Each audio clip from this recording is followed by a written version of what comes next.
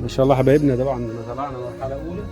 ما شاء الله احنا مع بعض اهو، طلعنا المرحله الاولى في البرج بعد المباني، خدنا الياس على طول. بص يا حبايبي حاجه نقطه بسيطه بس، البرج لو في منطقه مفتوحه هنسيب معايا لحد ما نركب سيراميك، انما طالما سطح ونظافه ومفيش لا فار ولا بورصه ولا حاجه بتيجي عليه، ممكن ايه نخلي السيراميك عادي، الشغل اللي تحت دمه وخلاص. خلينا نشوف الشغل والتكفيل من الداخل. ما شاء الله.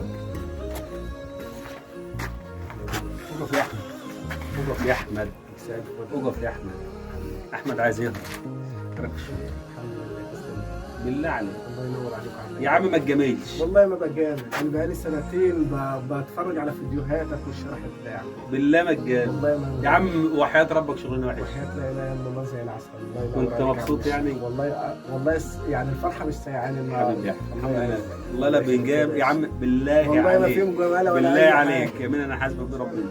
وحش لا وحش. لا لا في مجامله ولا في لا لا مجامله؟ والله ما في اي مجامله. مواعيد كلام. لا بالعكس انا يعني استعجلتك بص، وانت جيت لي بسرعه كمان. اول ما كلمنا احمد ما شاء الله الحمد لله رب العالمين، المصداقيه يعني كانت من الشيخ صبري ومني الحمد لله، يعني مش والله راجل كانت محترم. مستنيه حاجه. وبعدين الناس الشرقيه يا جماعه الله ناس يعزك يا طيبين غالي، وناس تسلم. كرمه وناس الله عندهم يخليك يا واجب أبو وناس حبايبين الله يعني لقلبي. الله يعزك حبكنا يا الشغل شيخ. ما شاء الله. بص يا حبايبي بقى تكفير الشغل من الله هنا ينور عليك يا شيخ. اول باول كله من اول تحت، من اول فخاره لحد وانت ماشي كله ان شاء الله هيتقفل كده. وبالنسبه لمستوى الخشب برضو، الخشب اللي انا دايما بنقوله، الفيديو اخر فيديو انا منزله ركزوا فيه، واتكلمت قلت الخشب ووريت لكم السوسه كده اهو ماشي، وريت لكم السوسه بنفسي في الخشب الجزورين. فهنا خلينا في الخشب العروق، احمد جايب شويه خشب عروق حلوين. وبعد كده الخشب دايما لما بتيجي تبني البرج ما يتحطش ايه اقل من راسه. وفكره ثانيه برضو لازم تبقى عارفها انت كصاحب برج، لما تيجي تبني سواء انا او غيري اشتغلنا، اول خشبه ما تحطهاش بالعرض زي ده اهي الا في حاله واحده بس. ليه؟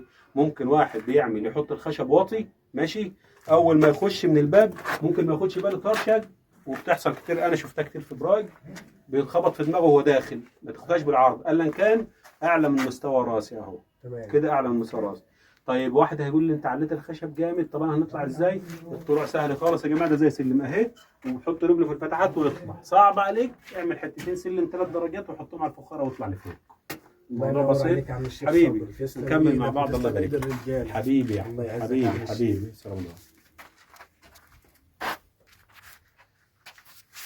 ربنا يبارك.